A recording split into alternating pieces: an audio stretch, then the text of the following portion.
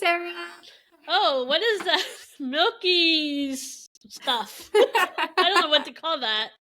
It's called coffee milk. Coffee milk. Yeah. So basically, there's this thing called coffee syrup that's created, and you can really only find it in like the New England area, specifically Rhode Island and Massachusetts. It's very common. Like, it's just as common as chocolate milk, basically. What? You go to a diner, you say, "Give me a glass of coffee milk," and they slide it on over. So it's like quick, like in a bottle of like syrup? Yeah, exactly. Just like chocolate syrup, but it's coffee syrup, and it's like the distilled coffee, that is very, very sweet, and you just put it in milk and you stir it up, and there you go.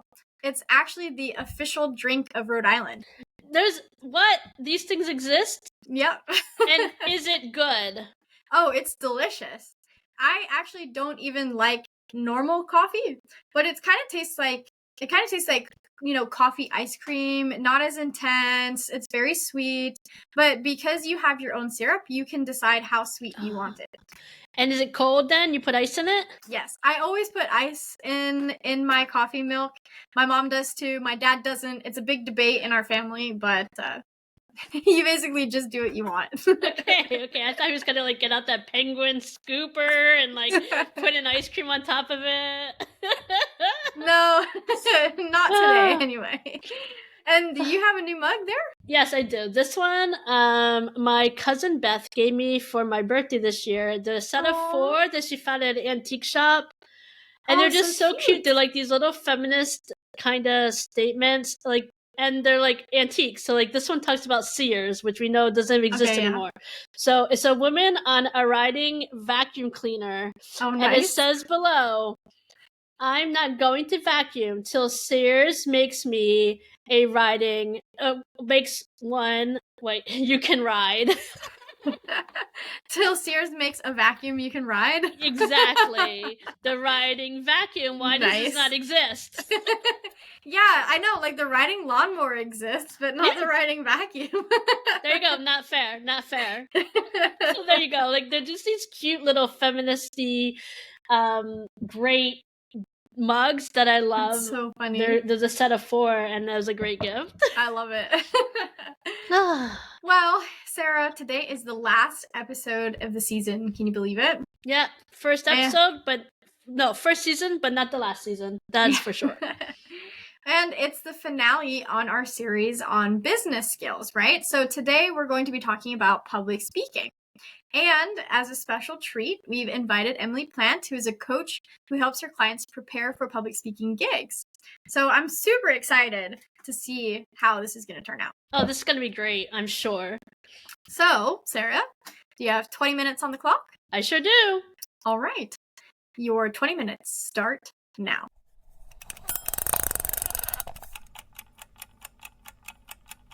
So today we have a guest joining us. Her name is Emily Plante, and she is a speaking coach, and she's the founder of Excellent Speakers Academy. So Emily, welcome.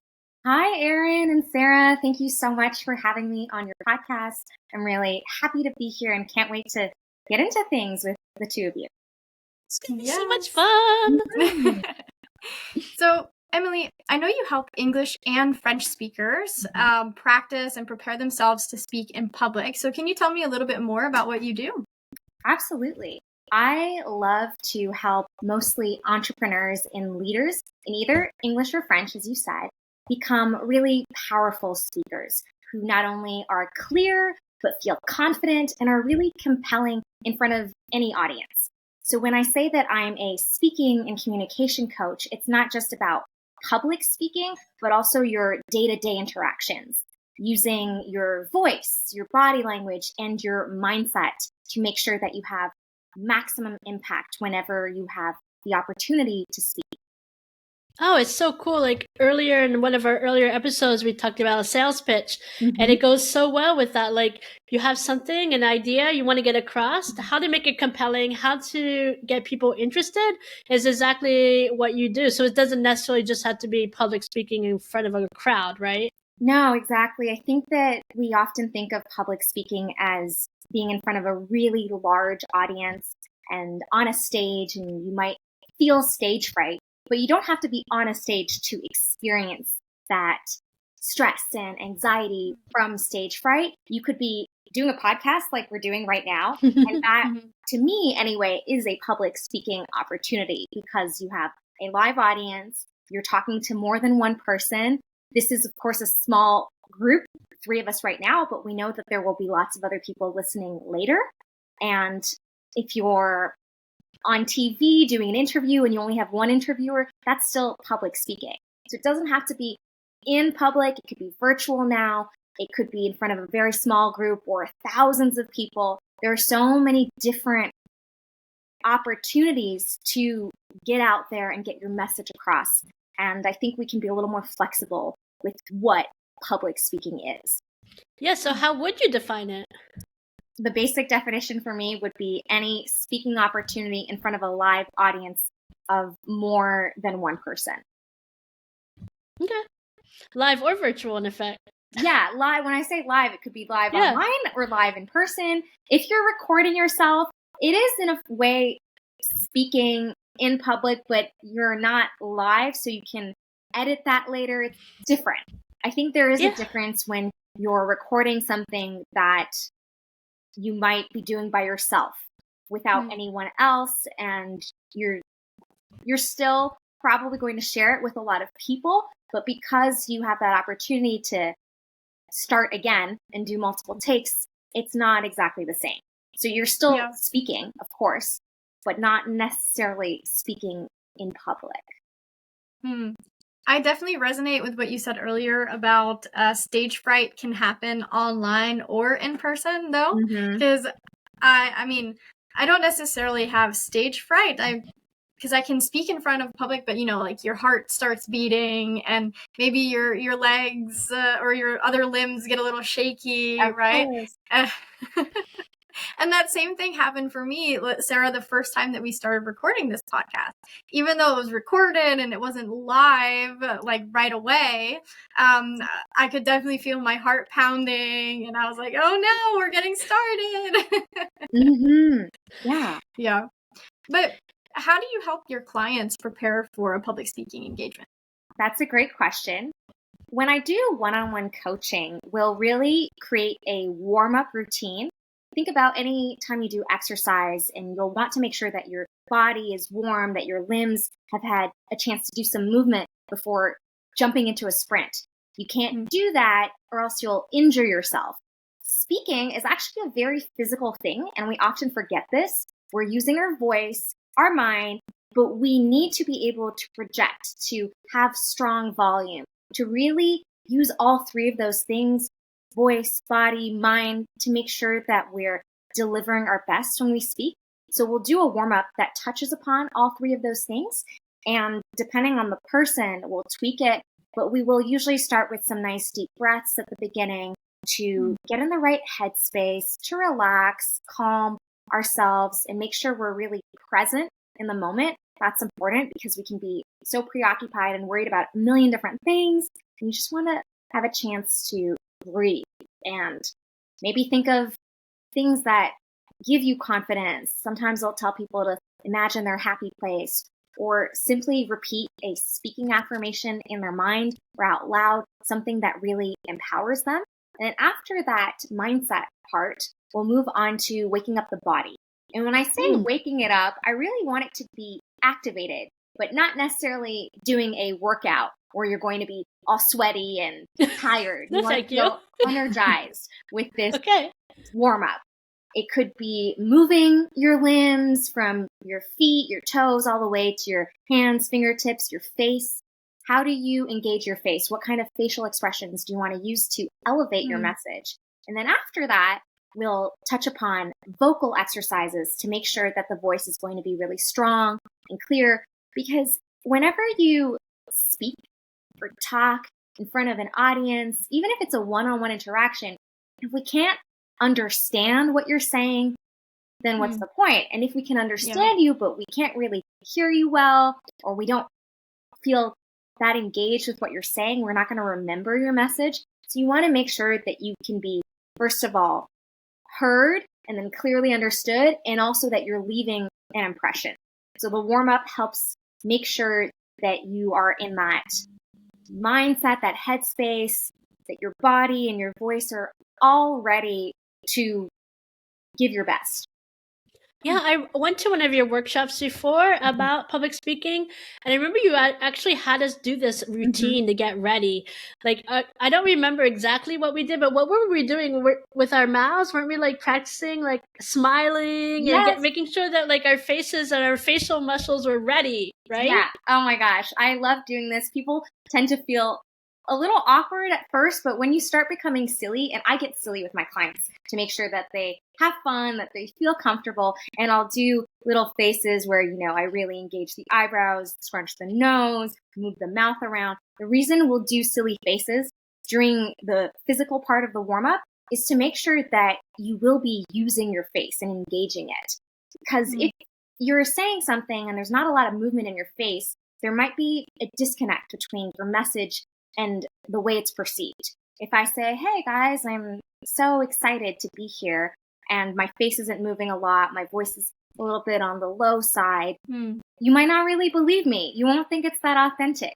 But if I raise my volume, I use gestures, my face is all of a sudden happy and excited to see you, then you really feel it, you believe it, and I have that much more impact. So that's why we are waking up the face, especially when you're online, looking into a webcam, and it feels like you're staring into the abyss. You might not be engaging your face. You might be a little bit stiff, and that's too bad. It's a missed opportunity. So we do that. That's very cool. And before public speaking engagement, do you help your clients with the content as well, like structuring their what they're going to say? Yeah, I definitely help clients with that. Often I'll say the main focus is delivery, because I have some clients who come to me already with content. They have this presentation that's coming up and they want to refine it. So they know what they're going to do. They might already have their slides prepped, but I will give feedback on content. So I don't ignore it. You cannot separate content and delivery completely. It's this marriage that needs to work really well to have a message that is powerful. And so for content, I will give people tips on how to structure a presentation. And this works for pretty much any presentation, whether you're doing an elevator pitch or a longer presentation of 20, 30 minutes or an hour. You really want to have a strong start and finish. Yeah. Because that's what people will remember the most, is the beginning, the end, the first impression, last impression. Of course, there are parts in the middle where you want to keep engaging the audience. You don't want us to zone out completely and then forget everything except for the last thing that you said. And so what I tell people is to really hook the audience at the beginning with something that is meaty, juicy, that we want to care about. When you're pitching, it will be the problem. What is the problem that you're going to solve? And why should we even care about this problem? So you have to elevate the problem, almost amplify it so that it's something that's really important. When the stakes are low, we don't really care. So you need to hook us at the beginning. And then in the middle, you can present a solution if you're doing a pitch. And you want to make that solution really awesome and easy to understand. So often it's about simplifying the message, making sure that your points are clear, concise, and easy to retain. And at the end, you want to finish with a call to action, something to engage us, and that's easy to do. If my call to action is really complicated, I want you to read 5 pages of my, let's say, my newsletter, and then afterwards fill out a 10-minute form, no one's going to take action. Or maybe very few people will, but they're not going to really be motivated to take action. Yeah. You want to leave us with something easy at the end to take away, and you can link that to a strong statement that might reflect your values, the overall takeaway from your presentation. If you're pitching your business, what's the mission or the vision that you want us to remember? Why should we support your business? Yeah, exactly. And I think that goes great with our pitch video too. So listeners, if you didn't listen to that one, go back and listen to it just to kind of familiarize yourself with these things that Emily was talking about. I had one question for you though. We talked a little bit about giving like have public speaking in person, public speaking online? What are the main differences between those two, and how would you help your clients to kind of figure out what to do with both of those? That's an interesting question. Often, some people prefer one over the other. I have clients who really like this online format where they're in the comfort of their home. They feel really at ease because it's their space. And then others don't like it at all because they don't have that physical space where they can see and reach out and you can almost touch the other person. Yeah. So you have that connection in person that's so different. Some people find it a lot harder to connect with the audience when they're online. So let's start with online. When you're online and you've got this frame, this camera that you're limited to, you definitely want to make sure that you're making the most of this frame. If you're using your hands, any gestures, you want them to be in the frame. If they're outside the frame, then we don't see these gestures. We miss them and it's too bad. If my hands are moving down here and I've got all these little shoulder movements, it doesn't have the same impact. And you have to train yourself to basically bring your hands up higher. And you also have to train yourself to look into the camera. Think about any news broadcasters. They're making eye contact, but really they're looking into a camera. They're not making eye contact with a person. And why do we do this? So that we're mimicking that real life connection. The eye contact that you would make in person now transfers over to the camera. I think that's really important. You don't have to be staring into the camera the whole time, but you want to take moments to come back to that camera and look into it so that people have this human connection with you. Those are the main adjustments I'd say that you need to do online. Obviously, you want a camera that has a certain resolution so that the quality isn't too grainy, that we can see you. We also want to see your head closer to the top of the frame so that you have space for those gestures and that we're not just, no neck and bobblehead version of you because then it doesn't feel like it's really you. If you can be standing up and we can see more of your body, that's great. But you don't want to be too far away either where we can't really see or read your facial expressions that much. Yeah. And then you want some lighting so that we can see your face again. If you're in the dark, we can't really tell what's going on and it's distracting. You don't want to have too much going on in the background either. I think we're all used to this by now where you want to make sure that the focus is on you and what you're saying and not on external background things. Then for in-person presentations, think about the stage or space that you have. It might not be a literal elevated stage, but can you use up that space so that you're not stuck to one corner, but can you look at different people in the audience, make eye contact with more than one person so that the whole room feels like you're speaking to and addressing them. Oh, I love it. Yeah, and I mean, I was just going to say there's a huge difference when you're watching someone that's just kind of glued to one spot when they're speaking versus they're like commanding the stage in a sense. They're using the whole thing, and they're not moving just for the sake of moving, like movement with a purpose, right? Yeah. And I was wondering, Emily, this is such an interesting and specialized field, and I don't really know anyone else doing it. Like, how did you get into this field of public speaking and being a coach for people, helping them prepare? It's a long story sometimes, so I'll try to keep it short. I think there are a lot of things in my life that led me to this path, and when I look back on it, it makes a lot of sense. I was always very passionate about acting and theater. That was my calling when I was younger, and when I was a teenager, I wanted to pursue that. So I studied theater in CEGEP in college, and afterwards at university. I really, really loved acting. And so when you go to theater school, you get that training for your voice, how to use your body. We don't really talk about mindset, which is a shame because I think there's a lot of toxic environments that tend to fester in theater programs because there's so much pressure. And you're trying to become this different person, this character through the way you use your voice and your body. So you really understand how to make adjustments to show different emotions, to create different dynamics with other characters. And that was something that was a lot of fun and that I really loved. And then afterwards, while I was studying theater, I became a peer tutor at Dawson College. That's where I studied, where I helped people with English, with French, because it was easy for me to do that. And there was a lot of demand for those two topics. And nobody needed theater tutoring, because if you weren't in the theater program, it wasn't really useful. So those were the only two subjects that I could tutor, was English and French. And then I even did some beginner Spanish, because I took a class at a level that was not too advanced, but as soon as you get 90% or higher, you can tutor that subject. And interesting. That was, I guess, the start of my journey in language teaching, because after that, I did teach English online during the pandemic to different students across different language schools. I was hired more as an independent contractor to do that.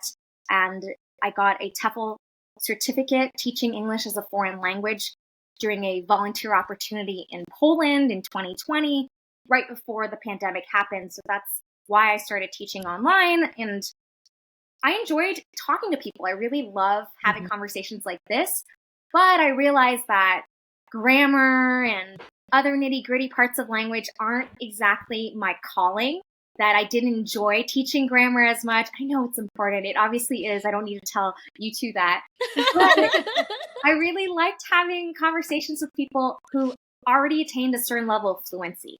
And I noticed that often it wasn't just enough to learn English or French.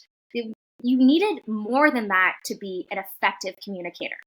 That if you were too slow or monotonous and you didn't really express much emotion, or you weren't very clear, a lot of meaning was lost, and it was too bad.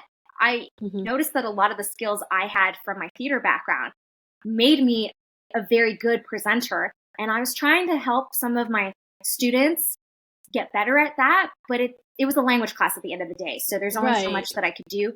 And I had the good luck, the good fortune of being hired by a startup in Toronto to help people with their speaking communication skills. They were looking for someone with theater experience, acting experience, and potentially language teaching or business experience. I was teaching business English, so it was perfect. I really fit the bill, and I really enjoyed the work that I was doing for them. And that inspired me later to do this full time and to go get my own clients and start this business, because I really see the impact that it has on others. And it's wonderful. It's been a really nice journey for me.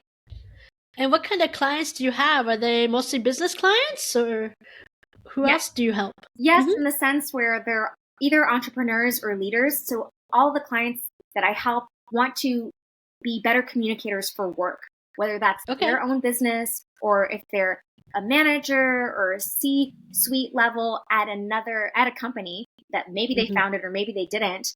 They really want their business to succeed, and they have a lot of speaking opportunities, whether that's presentations, meetings, maybe they need to go network or speak at a conference. I help with really any type of speaking interaction, which could be public speaking or any day-to-day interactions. If it's a one-on-one call, you might not feel that comfortable or confident, and I can help people with that.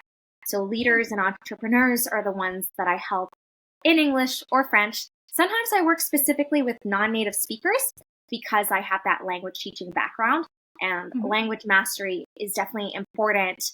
A lot of my clients will be francophone or anglophone, speaking the other language, and we might even have sessions where it's a mix of both. Since we're both bilingual, they want to, especially in Montreal, be really confident in both languages. And we'll work on things like elevator pitches or any presentation that they need to do at work. Of course, these skills are easily transferable to their personal lives. When you learn how to do this for work, you should do this when you're having other conversations. But it's often easier for us to be engaging when we're speaking to our friends or family or loved ones. We feel really comfortable and at ease with them. So it doesn't feel like that much effort to be engaging or captivating.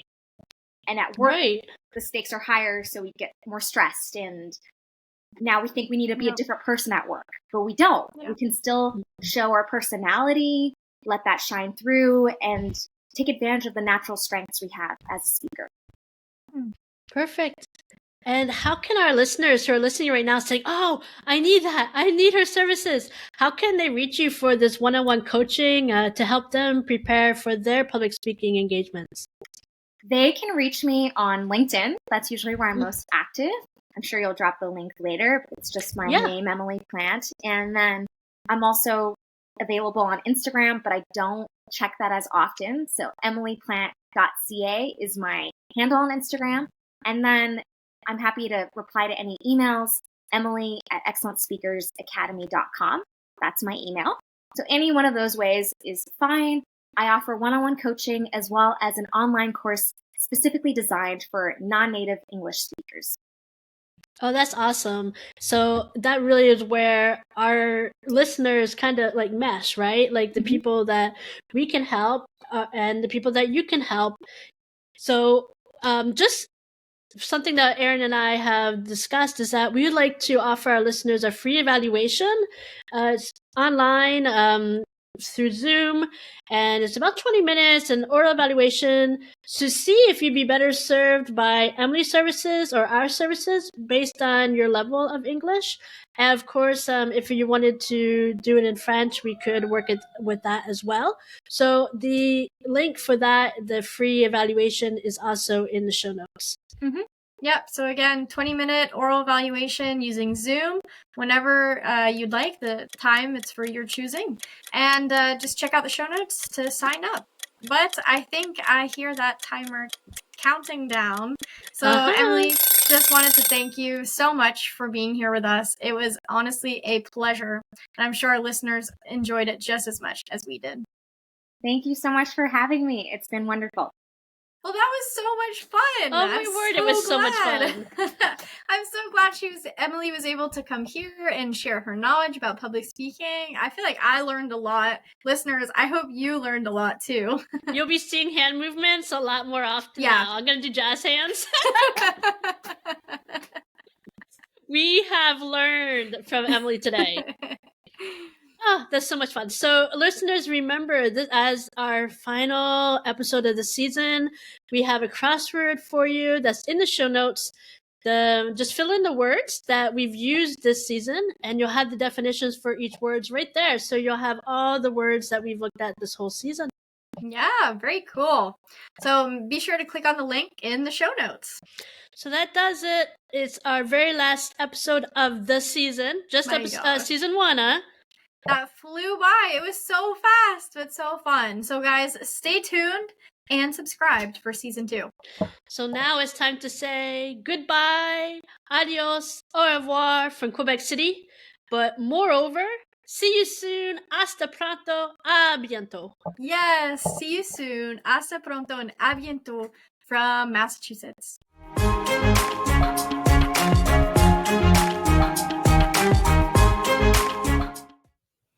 Hi everyone! Don't forget about our vocabulary crossword. We've taken all our key words from season 1 and turned them into a fun exercise to help you put those words and phrases into practice. You can find the sheet on our resources page, and the link is in the show notes below. Enjoy, and see you in the next season!